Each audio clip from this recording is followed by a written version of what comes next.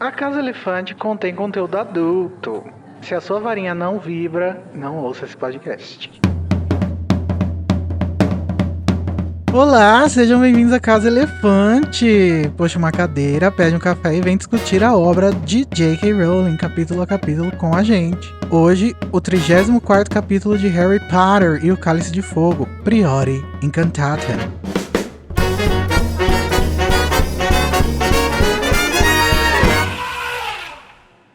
Nossos episódios sempre levam em consideração tudo o que já aconteceu em todas as obras do mundo bruxo que já foram publicadas, hein? Então, se você não sabe o que faz o Priori Incantatem acontecer, volta depois de já ler tudo, beleza? Eu sou o Igor Moreto e tô saindo meio atordoado aqui da varinha, do Vold. Por favor, deem espaço para ela, a Larissa Andrioli, que vem logo atrás de mim. Oi, Lari. Oi, gente, dá licença. Deixa eu só dar um oi aqui rápido, mas é porque já tem gente chegando. Tá vindo aqui o Danilo.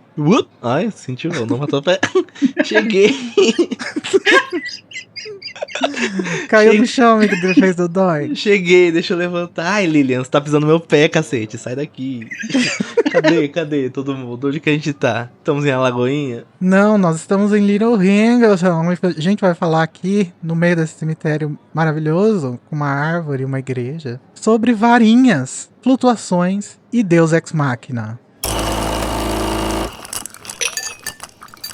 Mas antes da gente ir para o nosso duelo de resumos, eu queria perguntar, Larissa, se o nosso ouvinte que está ouvindo esse podcast tiver alguma coisa para reclamar, para enaltecer, como que ela faz? Se você quiser entrar em contato com a gente, você pode fazer isso por vários lugares. Primeiro, você pode ir nas redes sociais. É só procurar por A Casa Elefante, tanto no Twitter, quanto no Facebook, no Instagram, no TikTok. Se essas redes não tiverem caído por causa do Zuckerberg tropeçando no fio, né? Se elas tiverem caído, você pode mandar um e-mail pra gente, né? No acasaelefante@animagos.com.br. Além disso, a gente tem um grupo no Telegram e um servidor no Discord, onde a gente conversa, fofoca, indica podcast de política, passa raiva.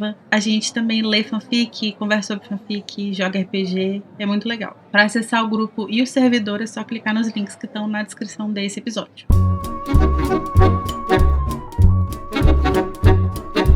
Agora vamos para o nosso tradicionalíssimo duelo de resumos, onde a Lari e o Danilo vão duelar com um resumo de 30 segundos desse capítulo para ganhar o privilégio de poder escolher por onde a gente vai começar o capítulo. Danilo, você quer par ou ímpar? É ímpar.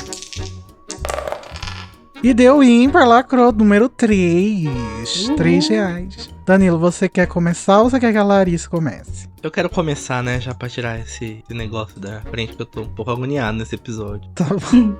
Então vamos lá. Danilo Borges, você vai tentar fazer um resumo do capítulo Priori Incantatem em 3, 2, 1, já! O que acontece? O Harry tá lá de boa, preso, o Rabicho vem cá, você vai duelar lá com o meu Lorde. A Lorde Voldemort se curva, cacete. Ele, eu não vou me curvar, cara, eu tenho fibra moral. A Lorde Voldemort, vamos de Cruciatus, vamos de outra maldição imperdoável. Você vai se curvar assim, cara. Só que do nada as varinhas começam a se ligar, vibrar muito. Eles estão flutuando, aí do nada uma gaiola de ouro em volta deles, canto da fênix. Pessoas saindo da varinha, pessoas... Nossa, Harry, nós somos os espíritos e vamos atacar o Voldemort enquanto você corre e pega a taça. É muito difícil esse capítulo. Eu tameei nesse capítulo, gente. Não, amigo, você foi bem até. Ai. Mas eu gostei muito do vocabulário utilizado, a sua técnica, eu gostei, vamos ver. Muito obrigado. Mas então vamos ver a Lari, vamos ver se ela chega mais longe que você. Larissa Andrioli, você vai tentar fazer um resumo de 30 segundos do capítulo Priori Incantatem em 3, 2, 1, já! O Voldemort chamou o Harry pra duelar, e aí eles começam a duelar, e o Harry resolve primeiro fugir, ficou com medo, e de repente ele vira e fala assim, não, meu irmão, vamos lá, vamos de frente. E aí ele vai, e aí quando ele lança o feitiço pra bloquear o Voldemort, pra desarmar o Voldemort, os feitiços se encontram e aí aparece um negócio, e acontece um feitiço que ninguém entende, Mas de repente eles voam pra um lugar e aí começa a aparecer gente que. Acabou. É difícil, tô falando que é difícil. É muito difícil. Nossa, mas a Larissa tava pleníssima. Ela chegou Tava. quase no mesmo lugar que o Danilo com a plenitude. Mó paz. Eu acho que todo mundo merece, mas quem merece mais é o Danilo. Parabéns, Danilo! Vou contar um segredo pra vocês, que é o seguinte. O segredo pra minha plenitude. Eu queria perder. Ah, Eu não queria ganhar. Eu falei, não, vou falar calma. Se eu tiver que ganhar, eu vou ganhar. Mas eu não quero ganhar. Aí eu fui calma. Eu devia pensar mais nisso na minha vida, né? Usar esse ensinamento que eu tive aqui hoje. Ou não, porque você perdeu, né, amiga? assim, se você. Mas assim, aí você vai fingir que você vai perder, mas no fundinho vai ter intenção de ganhar. Então acho que vai dar certo. Pode ser, pode ser que resulte em alguma coisa, né? Vamos ver, você tenta usar um dia que você quiser ganhar. Se você ganhar, daí você usa de novo. Se você curte o conteúdo do Animagos e quer nos ajudar a continuar produzindo, você pode nos apoiar através do PicPay. É só acessar picpay.me/animagos e escolher o seu plano. Com a sua ajuda, a gente vai poder continuar produzindo conteúdo acessível e de qualidade para você. O endereço é picpay.me/animagos. Rabicho solta Harry e o entrega sua varinha. Voldemort força o garoto a se curvar com a maldição Império e o duelo começa, com o Lorde das Trevas usando mais maldições imperdoáveis. Mas Harry resiste para surpresa de Voldemort e seus comensais. Depois de se esquivar de mais maldições, Harry decide encarar Voldemort e lança um Expelliarmus ao mesmo tempo que o vilão lança um Avada Kedavra. Os efeitos do Prior Incantatem chocam os comensais da morte e Voldemort e fazem a varinha do Lorde das Trevas regurgitar seus últimos feitiços. As impressões das vítimas dele, então, servem como uma barreira para Harry, que foge. Danilo, você que é o campeão, você quer começar por onde? Me conta um pouquinho. Eu quero começar pelo momento em que eles estão lá, um fio dourado ligando Harry e Voldemort. Esse fio se fragmenta, vários outros fios surgem, eles estão meio que naquela gaiola. Voldemort toma um susto, só que aí um som belo e sobrenatural enche o ar. Ela mesmo, a Fênix. Era a canção da Fênix tocando, e aquilo é meio que um som de esperança pro Harry. E o som da Fênix eu acho que se dá pelo núcleo das varinhas, mas eu queria ver se vocês acreditam que a Fênix simboliza algo mais pro Harry. Além de ser uma coisa física, uma coisa explicável ali, que é o núcleo da varinha de Fênix, então tem o som da Fênix. É como se fosse um som que mantivesse o Harry firme, um som de esperança, alguma coisa que o trouxesse pra realidade, pra que ele continuasse firme ali no duelo. Eu não sei se eu acho que é por causa da varinha na história, assim. Eu acho que a Rowling usou essa canção pra representar a paz de espírito do Harry, né? Sei lá, um som triunfante. Ela gosta bastante de usar esses artifícios que evocam sentidos, né? Da gente, quando a gente tá lendo. Ela fala coisas pra evocar imagem, às vezes ela fala pra evocação. Eu acho que ela talvez tenha usado isso pra isso. E também pra trazer uma conexão pro leitor mesmo, entre isso que tá acontecendo e a Fênix. Porque eu acho que na narrativa ele é meio que só uma sensação triunfal do Harry. Tanto que ele fala que parece que os outros não estão ouvindo, né? E que o som tá vindo, tá dentro dele. E Sim. ele fala também que é o som que ele associa ao Dumbledore. Então acho que na narrativa é meio que uma coisa assim, tipo, como ele tá triunfando, ele tá lembrando da pessoa que ele mais admira ali na vida dele, né? O do bruxo que ele mais admira. E é como se tivesse a presença do Dumbledore, sem ter a presença do Dumbledore, entendeu?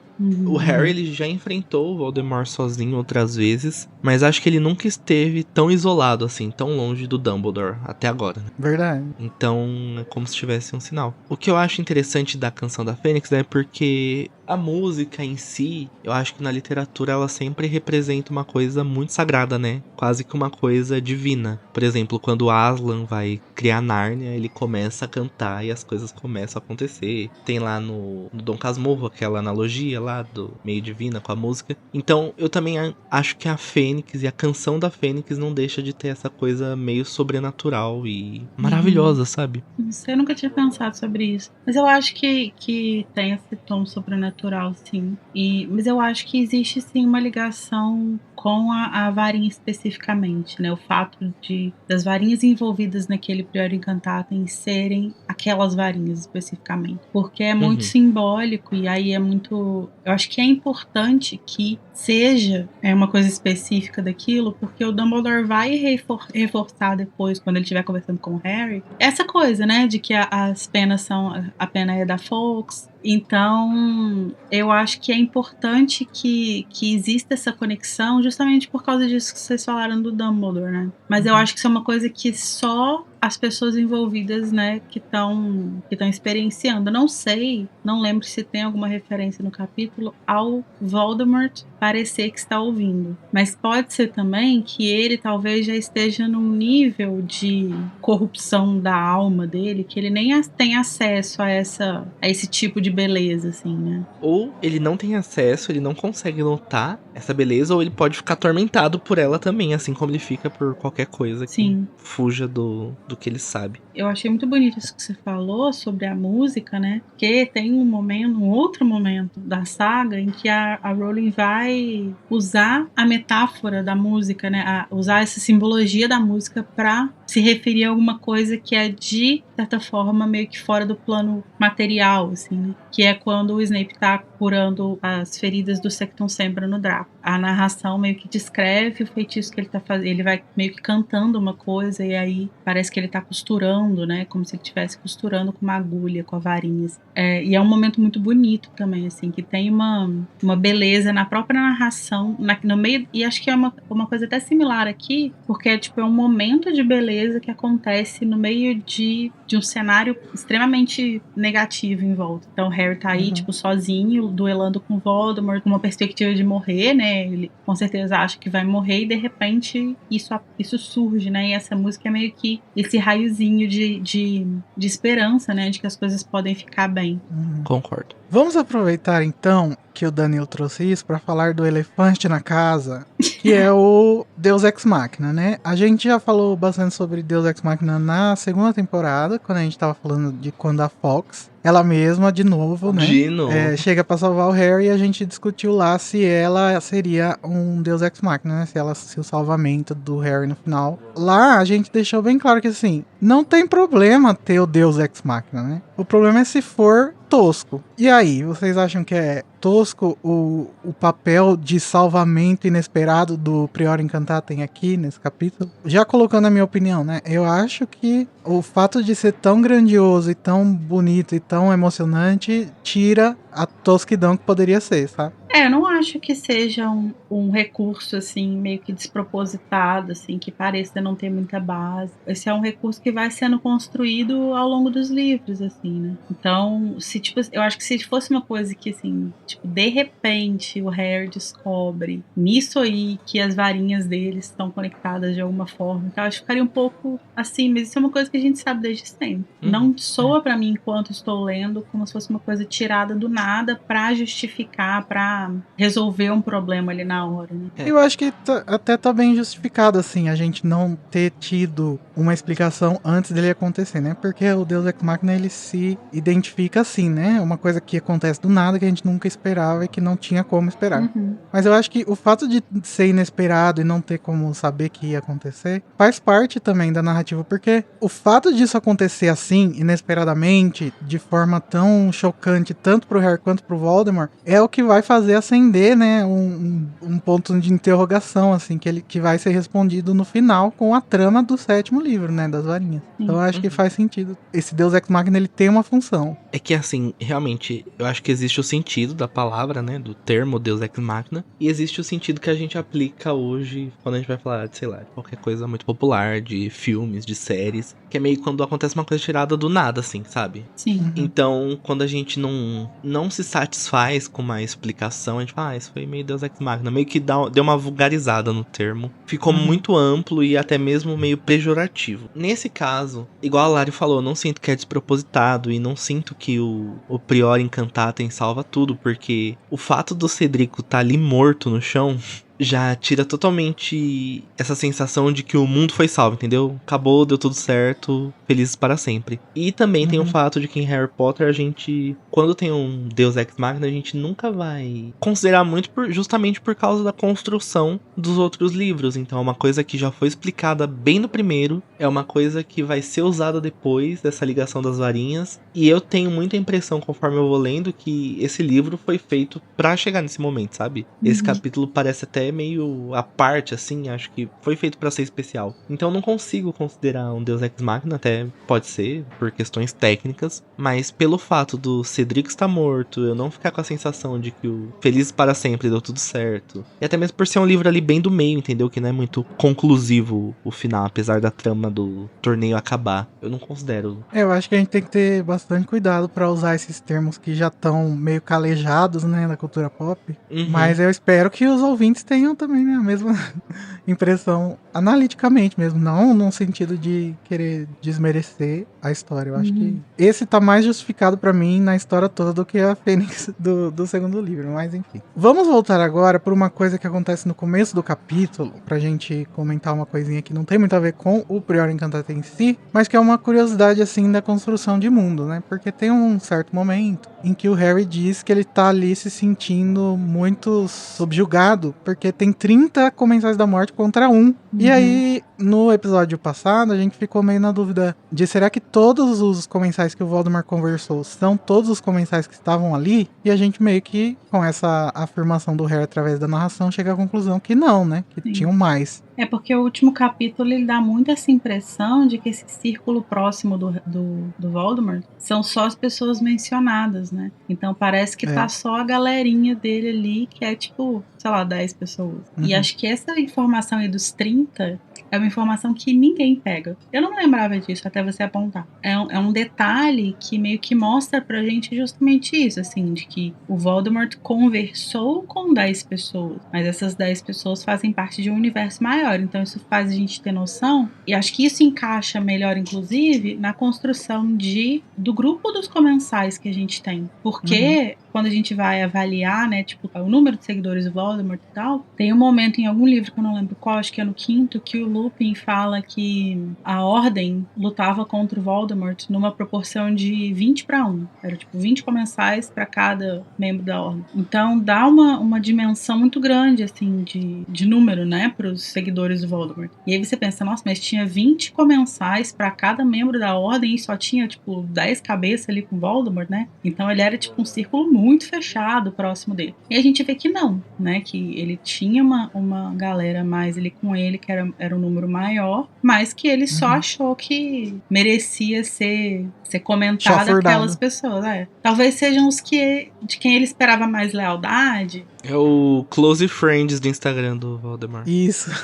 Eu acho que era, tipo, os comentários que ele mais esperava que fosse resgatar ele, né? E aí ele quer mesmo humilhar eles ali na frente dos outros. Talvez eles sejam, tipo, os 30 ali são os close friends, e os que ele menciona são as pessoas que ele sabe que vão responder o story se ele postar. Aí a pessoa não responde, você fala, porra, eu te coloco no meu close friend. Talvez ele considerasse essas pessoas até amigos, né? Não sei como que o coração do Voldemort... Acho que a gente tem que... Não sei qual que é o conceito de amizade do Voldemort, mas talvez no conceito dele possa... Sim, se encaixar de alguma forma, né? Mas então, como teve essa informação dos 30, eu fui pesquisar sobre os outros comensais que a gente conhece por nome, pra saber se era possível que eles estivessem lá. E eu cheguei à conclusão que 5 comensais que a gente conhece depois poderiam estar lá. Então, vamos começar pelos Carrols, que tem um papel importantíssimo lá em Relíquias, né? Mas que, por enquanto, ainda não foram mencionados na obra. Lixos tóxicos. Danilo, conta um pouquinho pra gente sobre os Carroll. Os Carroll a gente vai conhecer lá em Relíquia, mais conhecidos como Cherno e Bill, a duplazinha de irmãos malditos, que estão lá no comando de Hogwarts, junto com o Snape, que o Snape deve odiá-los, né? Mas eles lutaram na primeira guerra lá do Voldemort, e aí eles não são mencionados na cena do cemitério. Mas como eles não estavam presos na época, provavelmente eles estavam lá. Aí, como eu disse, eles aparecem em Relíquias da Morte, eles dão aulas em Hogwarts. Mais do que isso, eles torturam os alunos em Hogwarts. E na Batalha de Hogwarts, a Lecto, ela é presa presa no salão comunal da Corvinal. E depois ela vai pra Azkaban junto com o irmão. Que durante a batalha ele leva um cruciozinho do Harry. Porque ele cuspiu na cara de Minerva McGonagall. A mamãe, membro A do audácia. Platinum Trio. A pessoa pra cuspir na cara da Minerva, ela tem... Ai, olha, me dá até um negócio falar. E o próximo, depois dos Carrols, é um que não aparece muito. Ele não tem primeiro nome, mas eu acho que ele é homem. E o nome dele é o Selwyn. Lari, quem é o Selwyn? O Selwyn, também conhecido na minha cabeça como Selma. Toda vez que eu E leio. na minha como Suellen. Toda vez que eu leio esse nome, eu leio Selma. Ele, a primeira vez que ele aparece, né, vai ser em Relíquias, naquela batalha dos Sete Potters, né, que ele tá perseguindo especificamente o Harry e o Hagrid. Ele pode ser, inclusive, a pessoa responsável por matar a Hedwig, tá? Fica aqui a denúncia, Luísa Mel, pra cuidar disso aí. Ele vai aparecer também de novo lá na emboscada na casa dos Lovegood, quando o Harry, a Hermione e o Ron vão lá conversar com o pai da Luna. E a gente não tem também nenhuma evidência de que ele estivesse preso antes disso, de que ele tenha participado da fuga de Azkaban e tal. Então pode ser que ele estivesse nessa cena do cemitério, sim, a Selma. Suelen, muito bom também. E o próximo é o Gibbon. Quem é o Gibbon, Danilo? Conhecido como João Gibão.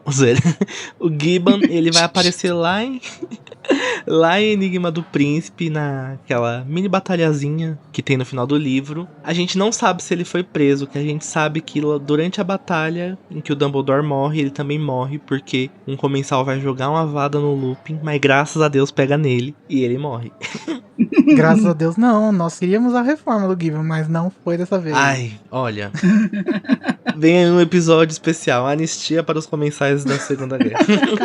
E o próximo é o Jugson. Quem é ele, Lari? O Jugson, ele vai aparecer a primeira vez na batalha do Departamento de Mistérios. E depois ele não aparece mais. A gente sabe que ele lutou na Primeira Guerra, mas a gente não sabe se ele esteve em Azkaban em algum momento. Então a gente não sabe se ele chegou a ser preso, se ele escapou da prisão. Então pode ser que ele estivesse aí também. E o próximo e último é o Corban Yaxley, que é o que a gente mais conhece. Inclusive no livro ele só é mencionado como Yaxley, né? Uhum. Mas a Rowling revelou o primeiro nome dele no texto do Slughorn, pro Pottermore. E aí, Danilo, quem é ele? O que ele fez? Então, como o Igor disse, a Rowling mencionou ele no texto do Slughorn. Por quê? Porque foi ele mesmo que ficou indo atrás do Slughorn. Vem fazer poção pra gente quer começar a fazer umas bombas molotov pra gente. Só que o Slughorn conseguiu escapar dele. No capítulo da Rua da Fiação, o Snape disse que ele não foi preso em Azkaban. Então, provavelmente, ele é mais um dos comensais não citados que eles estavam no cemitério. Porque se não tava preso, tava ali no Close Friends do Voldemort, né? Na Batalha de Astronomia, ele acaba ficando encurralado, ele vai preso, só que depois ele escapa. Ele tem presença confirmadíssima lá naquela reuniãozinha na mansão dos Malfoys. Aí quando o Voldemort ele toma o ministério, ele vira chefe do departamento de execução das leis da magia. E na invasão do ministério ele também aparata com o trio pra mansão dos Black. É ele mesmo que bota o pezinho ali na escadinha e estruncha o Rony, todo mundo tem que ir embora. Olha só que vagabundo. E o triste fim do Corbanzinho é lá na Batalha de Hogwarts, quando o Jorge e o Lino matam ele. Sempre que eu falo de morte, gente, é porque a pessoa, ela, tipo, tava lutando com essa pessoa e depois foi encontrada morta. Então, eu gosto de acreditar que o Jorge e o Lino mataram ele, mas vocês sabem, né? Eu acho que seria uma boa morte de se imaginar o Jorge e o Lino matando uma pessoa junto. Puto porque o Fred morreu, né, Teddy? Batalhandozinho. Mas é isso, gente. Esses são os comensais da morte. Vocês conhecem a família? Mandem comentários. A gente tá montando esse quebra-cabeça dos comensais do Voldemort. Vai fazer a listinha da anistia e da reforma. Vem aí, reforma dos comensais da morte, em breve, na casa. Mas vamos então para o duelo, porque o Voldemort quer fazer essa cena na frente dos seguidores, mas ele mal espera o que vai acontecer, né? Ele quer dar um showzinho, né? Porque o Harry já começa resistindo à maldição império dele, da mesma forma que ele fez lá na aula do Moody, né? Lacrou o Harry perfeito. Quem diz que o Harry não tem coisas boas, tá aí. Não é só com a ajuda da Hermione que ele consegue fazer as coisas. Aliás, sem a ajuda da Hermione, ele conseguiria fazer tudo também. Brincadeira, né? Só pra jogar uma polêmica. Não sustentou a polêmica, né, Danilo? Não consigo. Comecei a pensar aqui, não consegui. E depois o nosso heróizinho Harry se coloca ali de peito aberto, querendo lutar. ele pensa, né, que não há esperança alguma, então vamos lá, né? Bora morrer de peito aberto igual o meu pai, ele pensa. Eu amo essa passagem que o Harry ele fala assim: eu não vou morrer aqui ajoelhado aos pés do Voldemort. Meu pai lutou, então eu vou morrer como meu pai. Eu gosto disso porque tem muito essa ligação forte do Harry com o Tiago, e eu sinto isso muito presente nesse capítulo. E eu acho isso muito interessante porque logo no próximo ele já vai ficar meio assim com o pai dele, né? Mas eu gosto de ver como a imagem que o Harry idealizou do pai dele o motiva. Então, ele sabe que ele não tá ali e se retroalimenta, né? Toda vez sim, que ele precisa pensar no pai, ele vai retroalimentando essa noção de Deus que ele criou do pai. O que é mais legal é que, tipo, motiva ele de uma forma muito positiva, né? O baque que ele tem com essa quebra de imagem que ele tem do Tiago é justamente porque o Tiago é meio que o que desperta o que ele tem de melhor, assim, né? E essa é legal que nesse momento aqui, né, essa coisa tá tão forte, essa coisa do pai dele, porque ele tem pouco tempo, né? Tem, tipo, sei lá, 1 ano, mais ou menos, que ele descobriu que o patrono dele é o mesmo do pai, né? Que ele descobriu o pai dele dentro dele. Então, acho que esse é o momento em que isso tá muito forte, assim, né? Ele tá sentindo isso muito forte dentro dele. Então, é um momento... E é um momento dele se colocar à prova, né? De, tipo assim, eu sou realmente tão corajoso quanto ele. E é muito isso que a Lari falou, dele descobrir que o pai dele tá dentro dele, e é isso que faz ele ser o Harry, entendeu? É como se ele tivesse essa motivação, tipo, meu pai tá aqui comigo. É muito como se o Tiago vivesse intensamente dentro do Harry, e é uma coisa muito importante o Harry estar motivado, não tá ali à toa, assim, sabe? Ai, as varinhas se ligaram, eu tô aqui, eu fui jogado aqui, o que eu tô fazendo? Não, ele precisa ter esse ímpeto, porque senão ele teria perdido. Sim. Mas aí acontece o grande acontecimento desse capítulo, que é o nome dele, né?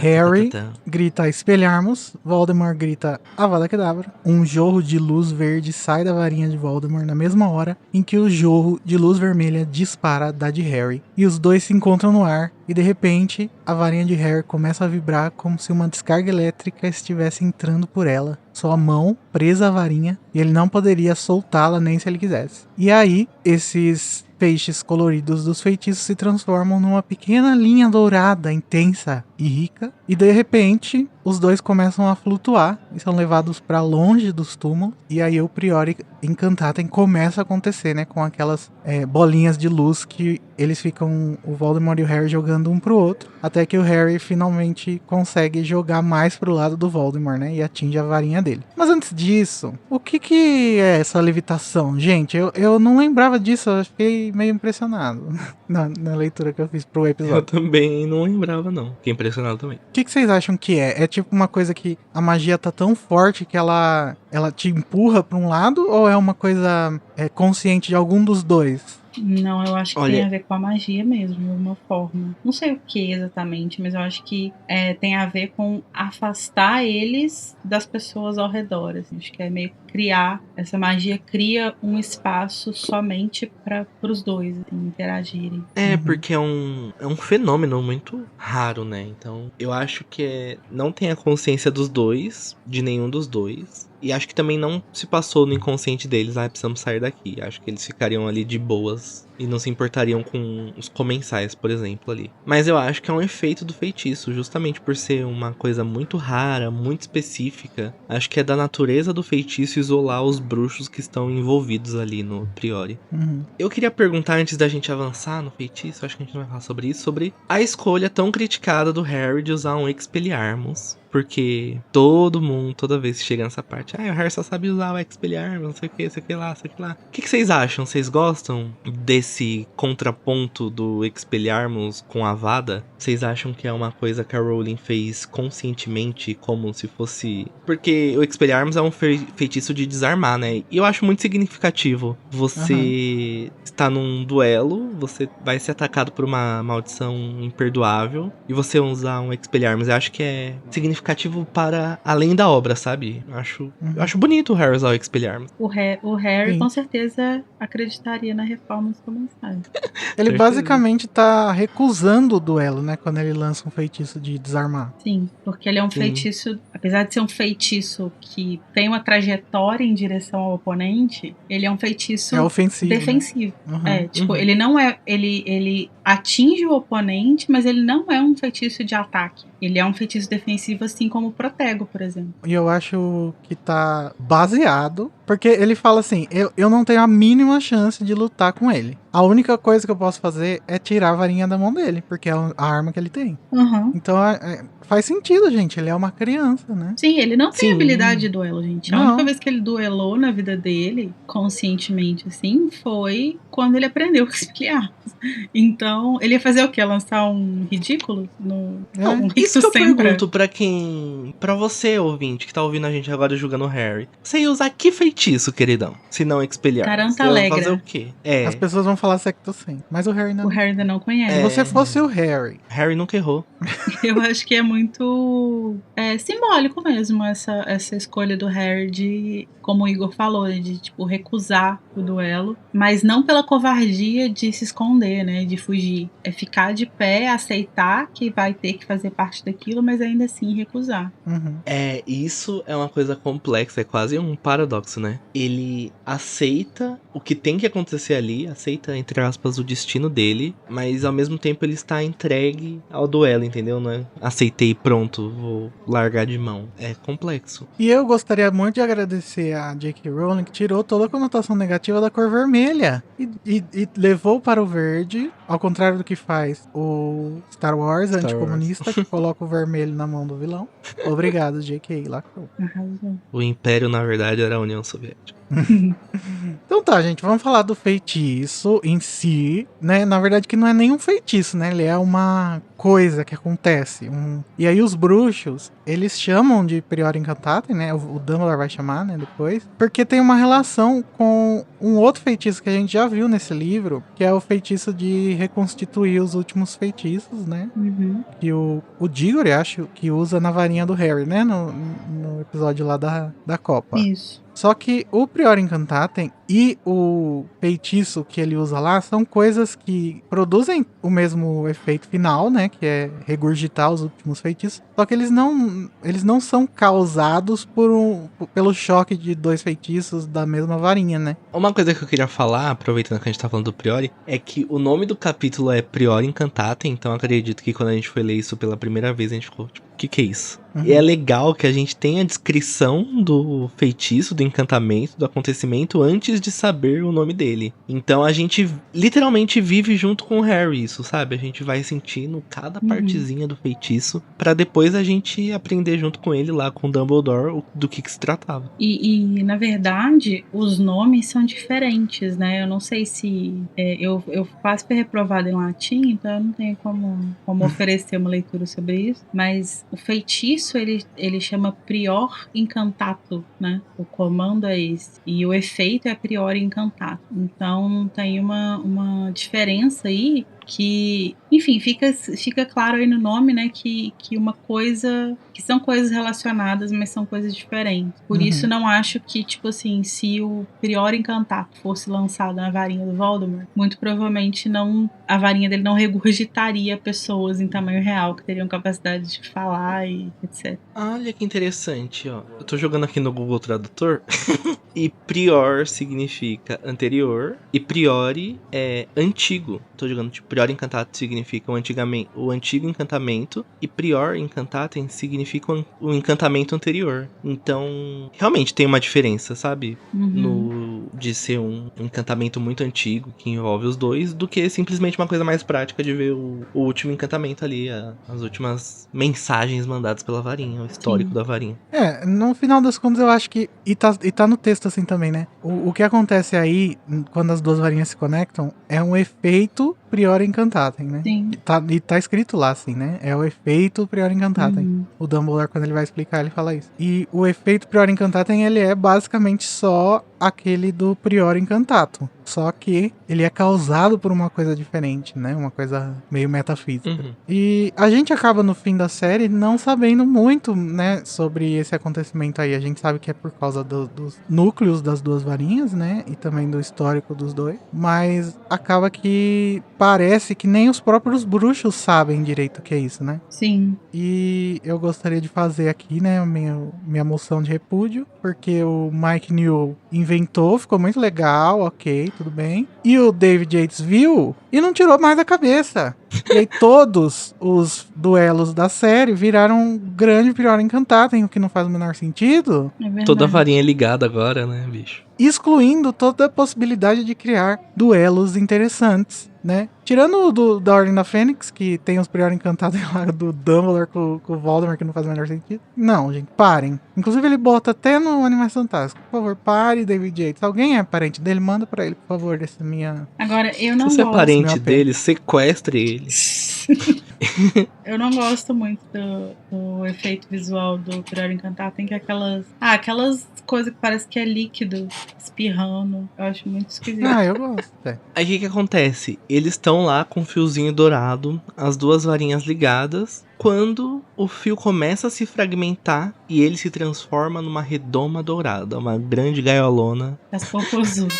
É, Eu vou pro E aí baile, aparece com a eu vou Valesca. pro baile. começa a cantar. É, seria incrível. Sem calcinha.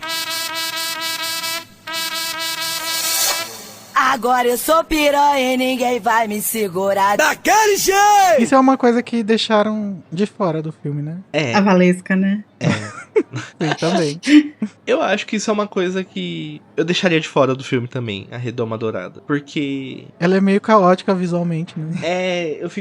eu realmente fico imaginando os dois dentro de uma gaiola de passarinho que é dourada. Mas é, né? E será que essa redoma dourada é por causa do núcleo de Fênix também? Não, eu acho que tudo que acontece é por causa do núcleo. Eu acho que, assim, tentando, né, racionalizar um pouco de por que isso acontece, eu imagino que a varinha, como ela tem essa ciência, né, que a gente já conhece da série, eu acho que ela tenta fazer alguma coisa pra proteger a pessoa que tá usando ela. Então, eu acho que a forma que as varinhas do Voldemort e do Harry encontraram de proteger os dois enquanto eles lutam é colocando uma barreira deles contra terceiros, sabe? Uhum. É meio que uma tentativa de transformar o duelo numa coisa mais justa, sei lá, uma coisa mais entre os dois. Talvez as varinhas, elas entendam que um duelo entre uma varinha do mesmo núcleo que a outra seja um duelo mais perigoso, então ele precisa ter mais controle, alguma coisa assim. Não sei. Isso era uma coisa legal de conversar com a J.K. Rowling, hein, gente? É, conta pra gente. Mas isso é uma coisa interessante de pensar, ainda mais por conta do futuro da série, como as varinhas são ativas, né? Elas não estão ali passivamente, elas estão...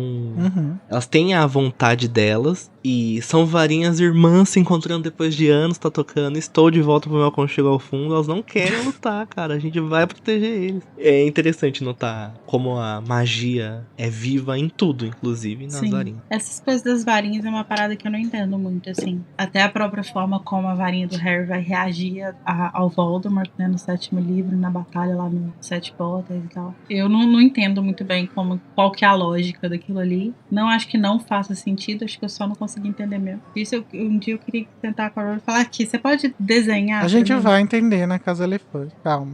Mas desenha. E aí, a partir daí que começa a acontecer de fato, né, o Priori Encantado, porque começa a aparecer umas bolas de luz dourada nessa linha que ficou entre as varinhas dos dois, e o Harry meio que faz um cabo de guerra, assim, né, e vai empurrando essa bolinha de luz pra varinha do Voldemort. E é meio como lá no primeira vez que a gente vê o feitiço do Priori Incantato no começo do livro, as varinhas elas tocam a ponta uma na outra, né, pra fazer esse feitiço. É meio como se essa bolinha tivesse transferindo o poder físico da ponta da varinha do Harry para a ponta da varinha do Voldemort e causasse esse efeito, né? Mas eu fiquei pensando, pensando, né? Por que o Voldemort será que não lutou contra esse cabo de guerra do Harry? Porque fala que ele meio que tá meio sem saber o que fazer, né? E eu acho muito interessante pensar na como que tá a cabeça do Voldemort nessa hora, porque ele deve estar muito tipo, what the fuck, eu não... Coitado, dá quase Que eu até faço? pena, né? Porque ele não deve estar Tá entendendo nada, tudo cara. fugindo do controle dele. Porque, tipo assim, o Voldemort, ele tem... O grande problema dele, a grande armadilha que ele cai na vida dele é que ele é muito arrogante. Então, Uhum. ele não entende que, tipo, existem coisas que estão além do conhecimento dele, né? E que, mais do que isso, que essas coisas que provavelmente estão além do conhecimento dele, porque ele despreza essas coisas, elas podem se voltar contra ele, que elas podem bater água na bunda, né? E ele não entende isso, Sim. ele não aceita isso. E aí ele vai só tomando no cu, uma vez atrás da outra, assim, até ele aprender. Só que aí já é tarde demais. Ele tava muito certo que ia dar tudo certo. Né? Sim. Isso piora muito a Sim. mentalidade dele nessa hora, eu acho. O Cebolinha. O plano infalível. Não, e eu acho que assim, aí eu acho que nesse caso aqui, vem uma série de coisas, assim, tipo, o Voldemort, ele, não sei se ele sabia que existia esse efeito, e ele não sabia que a varinha do Harry era a varinha gêmea dele, né? Então, assim, ele descobre da pior forma possível, que é com o negócio acontecendo na frente dele, assim. Isso vai fazer com que ele busque raptar o Olivaras, né? Sim. Pra entender isso. Depois que ele percebe que não tá dando nada certo. Mas aí, esse efeito, né? Além dele levar eles pra esse lugar, né? Afastar eles das outras pessoas, fazer meio que essa gaiola em volta deles, essas bolinhas e tal. Quando o Voldemort é vencido, digamos assim, né? Quando o Harry consegue sobrepujar o poder da sua varinha ao poder da varinha do Voldemort, essa varinha vai começar a regurgitar os últimos feitiços feitos, né, pelo Voldemort. E aí é muito interessante, assim, porque a primeira coisa que vai aparecer é uma sombra, né, um eco da mão do Rabicho, a mão que ele fez pro Rabicho. E aí, mais de uma vez, a gente vai falar de ecos de gritos de pessoas, né? E aí a gente entende que são as pessoas que ele torturou ali, alguns comensais que ele tortura com o Prússio. E até talvez o Bartô, né? Ah, é verdade. Nossa. E aí depois vão começar a aparecer as vítimas, né? Então a gente tem primeiro o Cedrico, depois o Franco, né? O Franco Bryce, depois a Bertinha, nossa querida, e por fim a Lilian e o Tiago, né? Potter. Não nessa ordem, ao contrário. Não. Não, é nessa Primeiro ordem. ele mata o Tiago, depois ele mata a Lilian, depois ele mata a Berta. Depois... Então, mas quem sai por último é a Lilian. Não, quem sai por último é o Thiago. Inclusive teve uma treta na edição lá que a Rowling fez errado. Aí os editores não esqueceu. Ele mata primeiro o Tiago, né? Na hora que ele entra na casa, e depois ele mata a Lilian. Então a Lilian é a última pessoa que ele matou antes de falecer. Então ele teria que sair antes. Então o Tiago, ele sai antes da Berta. Não, amigo. Não.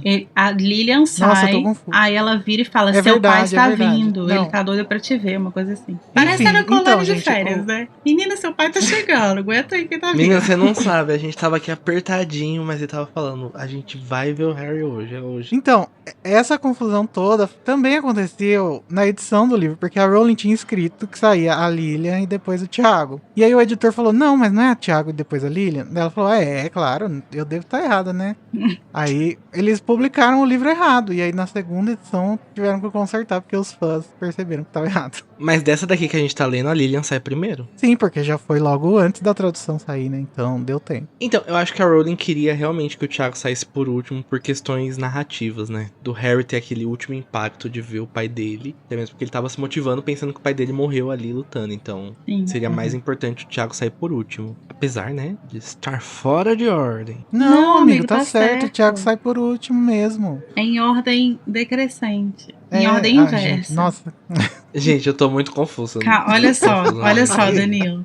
As mortes que a gente vê, as pessoas que aparecem aqui. Primeiro ele chega na casa dos Potter, mata o Tiago. Aí ele vai, sobe a escadinha, mata a Lily. Aí, pá, explodiu. Aí passou 1000 anos. Sim, faz sentido. Agora Entendeu? Entendeu?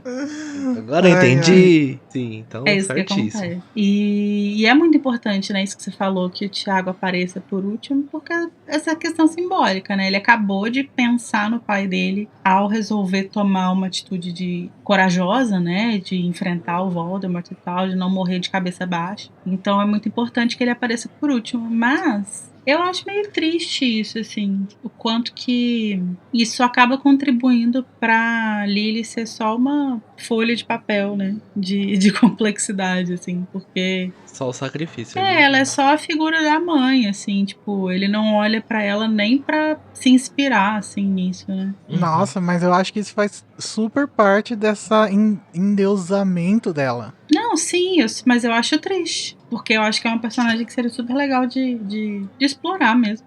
Mas eu acho que o que causa essa impressão de que ela seria um personagem legal de explorar é justamente isso, sabe? Da gente não saber absolutamente nada e ela ser meio que a Virgem Maria mesmo. Não, sim, claro. Só que eu acho que às vezes a gente compara a Lily com a Virgem Maria, só que eu acho que a Virgem Maria tinha um papel muito mais ativo do que José na Bíblia, sabe? Muito mais. Tava ali.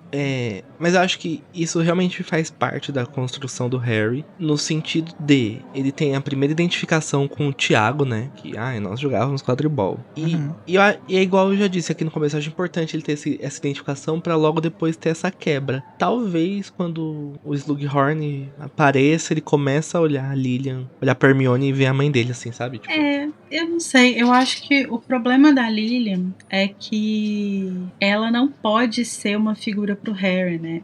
O Harry não pode ter referências de pessoas que eram próximas da Lily, porque ele precisa seguir nesse mistério até o último livro, porque ele vai conhecer ela pelo Snape. Então, ele não pode, tanto que você vê que, tipo, ninguém fala da Lily pra ela. A única coisa que falam dela direito pra ele é do olhar, né? Dos olhos, né? O Hagrid fala muito por alto de que ela era uma boa pessoa, não sei o que, né? Mas, tipo, ninguém fala dela pra ele. Ele só tem referências de pessoas que conheceram o pai, né? E ele só recebe várias informações, assim, sobre o pai. Isso, inclusive, é uma cena legal de prisioneiro do filme, que não tá no livro, que é quando o Lupin fala da amizade dele com a Lilian, né? Eu acho isso muito fofo. Sim. Porque o Lupin, tipo, não era só, pelo menos no filme, né? Não mostra Mas que ele ele fala era... também no livro. Não, ele nunca menciona ali. Ô, louco. Eu ia falar isso, inclusive, que isso é muito engraçado, porque muito por causa dessa cena dos filmes do terceiro filme que o Danilo mencionou, o fandom meio que criou uma ideia de que o Lupin e a Lily se aproximaram, de que ele talvez tenha sido o primeiro maroto de quem ela se aproximou e tal, até porque ele era monitor, né, e ela provavelmente era monitora também. Então fica essa coisa, assim. Mas outro dia eu ouvi uma pessoa falando assim, tipo, eu tenho uma teoria de que, na verdade, o Lupin odiava a Lily, porque ele nunca fala sobre ela. Tipo, o Sirius fala sobre ela, e ele não confirma nem nega, tipo, ele só ignora tudo que é falado sobre ela. E, tipo assim, era o mínimo do mínimo, né? Ele conheceu ela, né? tipo, fala assim, sua mãe era massa, sua mãe era mó legal. Gente, mas calma, eu tenho a impressão que alguém, pelo menos alguém, no terceiro livro fala pro Harry que ele tem a personalidade dela. Quem que fala isso? No filme, o Lupin. Não, no livro. No livro eu não lembro. No filme, o Lupin fala exatamente isso, não é? Não, o Lupin fala... No filme, o Lupin fala que, tipo assim, sua mãe tinha uma coisa de ver a beleza nas pessoas, mesmo quando elas mesmas vão enxergar. Uma coisa assim. Não, gente, deixa quieto. Mas ouvintes, por favor, se vocês lembram, quem fala pro Harry que ele tem a personalidade dele, e que eu acho que é no terceiro livro, por favor, me coloquem aí nos comentários, tá? Obrigado. Mas assim, então voltando a falar sobre as impressões, né, das pessoas. É muito interessante, né, pensar na consciência que essas pessoas têm, porque o Cedrico aparentemente tem toda a sua memória afetiva do seu pai, da sua família, né? Porque ele pede pra levar o corpo dele. E a Lilian parece que ela tem uma noção do tempo em que ela tava dentro da varinha do Voldemort, mais ou menos, né? Porque ela fala, o seu pai tá vindo aí, não sei o quê. Então é uma coisa meio estranha, né, de se pensar. É estranho pensar o que são aquelas coisas, aquelas pessoas, né? Porque não são fantasmas. Eu acho meio abstrato, não consigo racionalizar muito bem o que eles são, não. Eu não sei também. Eu acho que a forma como elas se mostram, né, é um pouco parecida com aquelas coisas, as pessoas que são ressuscitadas, né, entre aspas, pela Pedra da Ressurreição, assim, que elas não são fantasmas, mas também não estão vivas de verdade, são realmente só, tipo, sombras. daquelas pessoas, né? Mas não sei nem se é exatamente assim, né, que funciona. Talvez seja só a impressão que dá. Inclusive eu acho que eu acho essa cena um pouco similar com a cena em que o Harry abre no fecho lá e encontra a Pedra da Ressurreição. E acho que o que tá ali é quase como se fosse a mesma coisa que tá aí, sabe? Uhum. Eu acho que também tem um pouco de mística. Eu acho que talvez tenha um pouco daquilo que o Dumbledore fala, sabe? Não é porque tá acontecendo na sua cabeça que não é de verdade. Eu acho que talvez pode ser que essa interação seja toda meio criada pelo Harry, né? Pela consciência dele. Eu acho que o Harry, a cabeça dele inventaria isso do Cedrico pedindo pra voltar com o corpo, sobre a Lilian falando que o Thiago tá vindo, não sei, que faz sentido. Acho que poderia ser isso, realmente, poderia ser isso, mas também poderia ser uma coisa realmente mais espiritual, assim. Essa parte especificamente do Cedrico pedindo pra levar o corpo dele me corta o coração demais, meu Deus. Sim, e aí, por fim, a Lilian, o Thiago, o Cedrico, a Bertinha, o Frank. Ai, saudade, Frank. O Franquinho injustiçado demais. Heróizinho desse livro. Gente, eu quero o Funko do Frank com uma chaleirinha. Com chaleirinha. Não. E o da Berta com o bebezinho. Com o bebezinho. E ele ainda fala, né? Ah, filha da puta, ele era bruxo mesmo, desgraçado. E aí eles vão e ficam, né, entre o Voldemort e o Harry pra segurar o Avada Kedavra, pro Harry ter tempo de fugir. Perfeitos, lacraram. Lacraram demais. E uma coisa que a gente não comentou, mas deve ser uma merda você ver seus pais mortos ali pertinho de você mais uma vez. Sim. Não poder abraçar eles, né? Fala que o Harry, tipo, ele já tá ali com os braços tremendo, ele não consegue fazer nada, ele só consegue retribuir o olhar da mãe. Tipo, mais uma vez, os pais dele ali tão perto dele, tão longe. Tão perto e tão longe. Essa é a tragédia do Harry, né? Essa é a tragédia do Harry. Uma pergunta que me veio na cabeça agora. Tal qual a gaiolona das popozudas que se formam em volta deles, será que vou usar o nome espíritos, mesmo não sendo espíritos, será que os espíritos dessa galera indo contra o Voldemort também não é uma ação da varinha que escolhe o seu lado ali, das varinhas? Né, porque eles precisa ser uma coisa sólida, né, pra conseguir segurar o Avada. É que eu acho que a gente pensa bastante sobre uma ótica da nossa ciência, né? E algumas coisas elas são simplesmente respondidas com magia, né? E ainda mais essas magias que elas não são compreendidas nem pelos bruxos, fica muito mais complicado ainda a gente entender, né? Sim, mas eu acho que isso faz sentido, porque é como se ao fazer com que aquelas bolinhas, né, fossem na direção da varinha do Voldemort, o Harry meio que estivesse dominando, né? Tipo, ele dominou a varinha do Voldemort ali de certa forma. Então, eu imagino que todas as coisas que são produzidas por esse efeito do Prior Incantatem, elas vão auxiliar a pessoa que está dominando, assim. Imagino que se fosse o contrário, talvez esses ecos se voltassem contra o Harry. Mas nesse caso, como é ele que tá dominando ali... Vamos supor, se o Harry também fosse um bruxo que tivesse matado, será que ficaria uma guerrinha de... Ah, ele me matou, vou contra ele, então. Não, ele me matou, então... Seria tipo um duelinho, quem matou quem. Eu acho que quando a gente chegar no 7º, a gente vai conseguir voltar para esse capítulo com outros olhos, assim. Mas, por enquanto... Tem só mais uma coisinha que eu queria falar do capítulo, que é o fato do Rabicho aparentemente não ter utilizado, né, a varinha do Voldemort. Então ele provavelmente tinha uma varinha dele. Ou feito magia sem varinha, de alguma forma, né? Não sei, porque senão sairia, né? Sei lá, um feitiço de limpar o chão no meio. E a poção também, né? Ela precisa de varinha, né, pra ser feita. E o Rabicho não usou. O que o Rabicho provavelmente fez foi que em determinado momento ele deve ter, a partir do momento que ele domina a Berta, por exemplo, ele deve ter pegado a varinha dela, né? Ah, verdade. É verdade. Eu acho que ele deve ter dominado ela fisicamente falando, assim, né? Sei lá, pulou em cima dela. Nossa, isso faz tanto sentido que pra mim já é canon. Que ele pulou ele em tá cima usando dela. a varinha da Berta. Rabicho usa a varinha da Berta, repara. Eu acho que é o que faz mais sentido, assim, né? Que ele... Já que ela é uma bruxa que foi canonicamente dominada por ele, né? Foi ele que pegou ela e levou até o Voldemort. E aí não faria sentido ele... A não ser que ele tivesse, sim, uma varinha dele que ficou guardada em algum lugar e tal, aí é outra coisa. Mas se esse não foi o caso, aí ele com certeza pegou a varinha dela, né? A não ser que também que o Prior Incantatem, diferente do Prior, saiam só os mortos, o Dumbledore Dumbledore vai falar alguma Não, coisinha? porque tem os gritos da tortura. Tem a mão tem a do mão do Rabicho. Rabicho. Né? Bom, é isso, gente. Ó, eu fiz a pergunta lá da Lilian. Vocês podem mandar todas as suas teorias de como que cientificamente funciona o Prior Incantatem para as nossas redes sociais, lá no nosso grupo do Telegram, no servidor do Discord, onde a gente tá sempre fazendo as listen party dos episódios, que tá muito legal. Então vamos agora para o momento de depressão. Um momento que ele vai ser segurado pelos fantasminhas das nossas famílias, dos nossos amigos. O momento Avada Kedavra.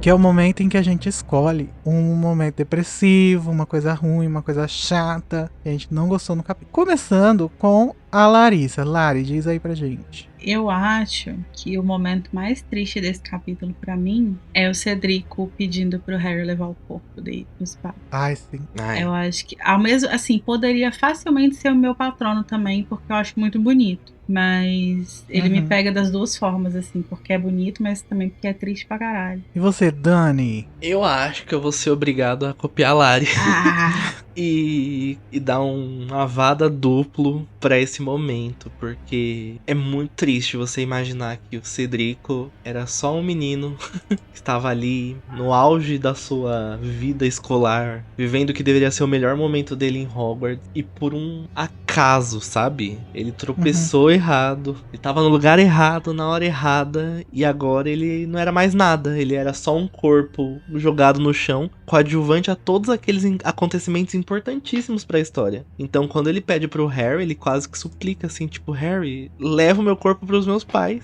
Isso é muito triste. E imaginar a reação do Sr. Diggory depois recebendo o corpo dele é horrível. Então, isso daí dá um avadão. Um beijão do Dementador esse momento. Eu vou dar o meu avada pro Voldemort, por motivos óbvios, porque eu acho ele ridículo, gente. Assim, é uma avada meio de chacota, assim, sabe? Porque é muito ridículo toda essa questão. Ele tá muito confiante de si, ele acha que não tem a mínima chance de não dar errado, então ele acha que ele tem o luxo de ficar fazendo gracinha, de ficar fazendo impérios, de ficar falando coisinhas, de ficar fazendo showzinho pros comensais, só que tudo volta contra ele na hora da gaiola das popozudas, que os comensais ficam tudo enlouquecidos em volta querendo fazer alguma coisa. E ele em choque, sem saber o que tá acontecendo. É pra ele. Mas, gente, tudo bem. Vamos acalmar nossos corações, fazer um patrono, que no começo do nosso podcast a gente chamava de espelharmos esse momento. E em homenagem a isso que nunca aconteceu e nunca foi pro ar, a gente vai chamar hoje o momento não de espectro patrono, mas de espelharmos. Nossa, eu amei, eu tô muito feliz que eu vou participar do momento que espelharmos. olha, gente.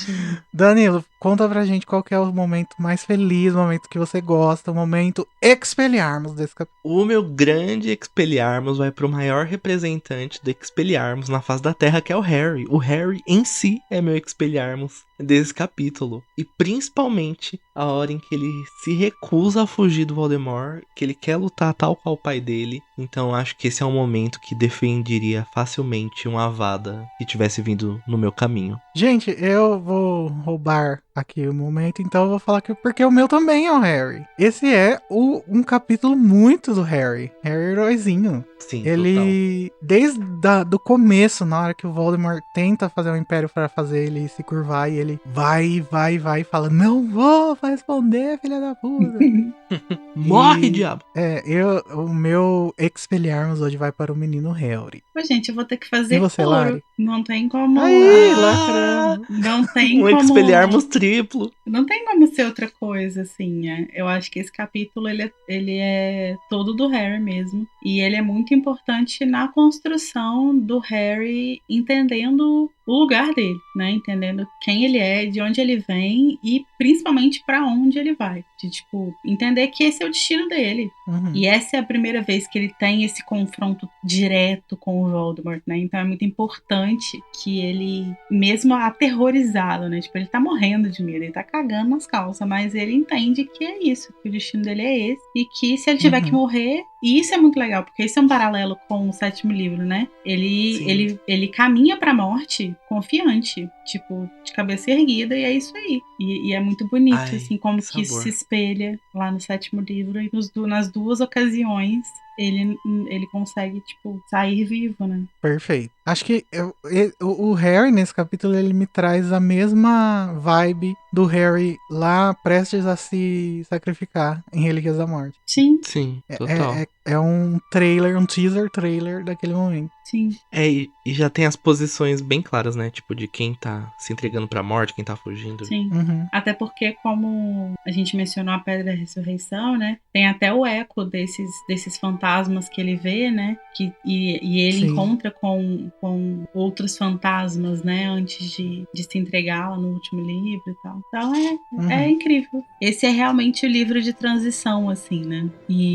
Sim. E ele vai reunir muitos elementos que conectam a primeira metade da série com a segunda metade da série. É sempre muito legal ver como que a escrita da Rowling mostra essas coisas. Amei. Muito bom.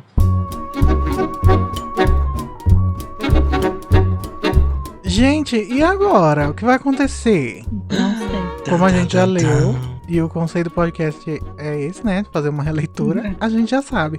Mas vamos manter o suspense, porque na semana que vem a gente vai falar sobre o capítulo Veritaserum. Tchau! Tchau! Tchau!